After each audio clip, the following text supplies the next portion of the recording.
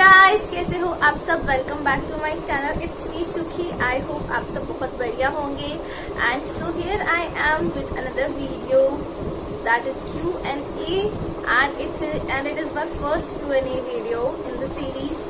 So this video is going to about all the queries and questions you have asked in the comment section.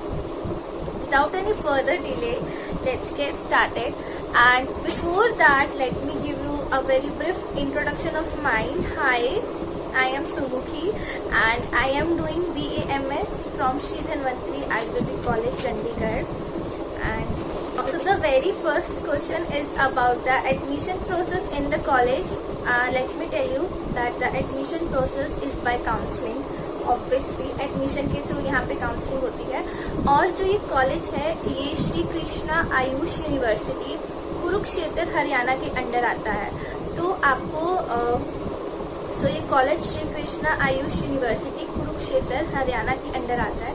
तो जब भी आयुष की counselling start होती है उसी के अराउंड इस काउंसलिंग का जो फॉर्म है वो आयुष यूनिवर्सिटी की वेबसाइट पे आ जाएगा। आयुष श्री कृष्णा आयुष यूनिवर्सिटी के वेबसाइट पे आ जाएगा।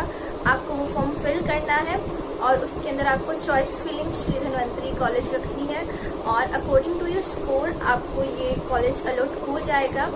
और काउंसलिंग के second question is about the cut off. तो जो कट ऑफ है, जो हाईएस्ट कट ऑफ गई है इस बार बैच की वो थी 522 और लोवेस्ट थी 390। बट ऑन एन एवरेज 420 से लेकर 490 तक की मार्क्स अगर आपका है तो आपका एक सेफ स्कोर है इस कॉलेज के लिए। अगर आप 420 या 410 से भी अबव मार्क्स होल्ड कर रहे हो तो ही ये सेफ स्कोर है, क्योंकि हर ईयर कॉलेज की कट ऑफ इंक्रीज होती है। So keep that thing in your mind. और उसके बाद फी स्ट्रक्चर का, तो जो फी स्ट्रक्चर है, जो फीस है फर्स्ट ईयर की वो है 2,52,000। उसके अलावा भी कुछ additional charges, examination fees, admission process या जो भी चार्जेस होते हैं वो भी इसके अंदर ऐड ऑन होते हैं। वो टोटल अप्रॉक्स आप इसके 50 to 75,000 लेके चलिए। सो आपको आइडिया लग गया होगा। 2,52,000 तो आपकी बेसिक जो फीस है, उसके अलावा भी 50 to 75,000 आपकी एक्स्ट्रा चार्जेस लगते हैं। और हर year like first second third year पे 5 to 10% आपकी फीस का इंक्रीज होता है। तो ये तो आपकी रही फीस स्ट्रक्चर कॉलेज की। उसके बाद नेक्स्ट क्वेश्चन है, so the next question is term paper कौन से मीडियम में होते हैं। तो टर्म पेपर जो हमारे जो भी इंटरनल एग्जाम होते हैं उसमें भी आपके पास चॉइस होती है और यूनिवर्सिटी एग्जाम में भी आपके पास चॉइस होती है कि आप इंग्लिश मीडियम में दो या हिंदी मीडियम में। देखो, आयुर्वेदा में जब आप मॉडर्न एक्सपेक्ट करते हो तो वो ऑब्वियसली इंग्लिश में ही होगा, लेकिन जब आप आयुर्वेद के अंदर श्लोक्स वगैरह पढ़ते हो तब आपके पास चॉइस होती है कि आप हिंदी में करो या इंग्लिश में। हिंदी और इंग्लिश में भी श्लोकास की जो भी ट्रांसलेशन है, क्योंकि श्लोकास तो ऑब्वियसली आपको हिंदी में ही लिखने होंगे, संस्कृत में होते हैं श्लोकास। अब इसके बाद अगर आप हिंदी में कंफर्टेबल हो तो हिंदी ले लो, इंग्लिश में तो इंग्लिश में। लेकिन मोस्ट ऑफ जो भी चॉइस रहती है वो हिंदी मीडियम की रहती है, क्योंकि जो हिंदी है वो आगे लॉन्ग रन में आपके लिए बेनिफिशियल होती है। क्योंकि हिंदी है आपकी वो लॉन्ग रन में बेनिफिशियल होती है, क्योंकि आयुर्वेदा की जितनी भी पुरानी संहितास वगैरह है वो हिंदी में ज़्यादा अच्छी रिटर्न है। ऑब्वियसली आपको हिंदी में इतना फ्रीक्वेंटली बोलना पढ़ना शुरू में दिक्कत आती है, क्योंकि ऑब्वियसली हम सब इंग्लिश मीडियम में होते हैं। लेकिन धीरे धीरे आपको आदत पड़ जाएगी, क्योंकि ये लॉन्ग रन में बेनिफिशियल होता है। सो वी प्रेफर कि हम हिंदी मीडियम चूज करें फॉर आयुर्वेदा पर्पज। बाकी ना तो आपको कोई टीचर कोई फाउंडेशन लगता है, ना कोई university. You have open choice कि आप हिंदी चूज करो या फिर आप इंग्लिश चूज करो। सो ये आपके क्वेश्चन का आंसर था। नेक्स्ट क्वेश्चन था कि डाइसेक्शन हॉल है क्या।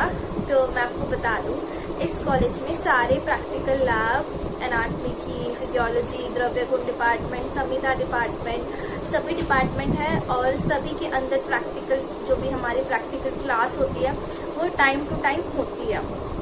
डाइसेक्शन होल भी है, कैटेबल भी है और हमारा डाइसेक्शन प्रैक्टिकल स्टार्ट भी हो चुका है। अभी वही डाइसेक्शन पार्ट ही चल रहा है हमारा प्रैक्टिकल के अंदर, एनाटॉमी के। ओके, सो ये लैब है। फिजियोलॉजी डिपार्टमेंट में भी हमारे जो भी नेसेसरी मॉडर्न के या आयुर्वेद प्रैक्टिकल हैं सब ही अच्छे से करवाए जाते हैं। सो आप टेंशन मत लीजिए। उसके बाद hostel mess, yes hostel mess. तो जो हॉस्टल है वो कॉलेज के अंदर, कॉलेज की बिल्डिंग में कोई कॉलेज का हॉस्टल नहीं है। कॉलेज ने हॉस्टल अलॉट करा रखे हैं दूसरे कॉलेजेस के। तो गर्ल्स हॉस्टल तो अलॉटेड है, लेकिन ज़्यादातर बच्चे जो हैं पीजी ही लेते हैं। बॉयज़ हॉस्टल भी नहीं है, ना कि गर्ल्स हॉस्टल है।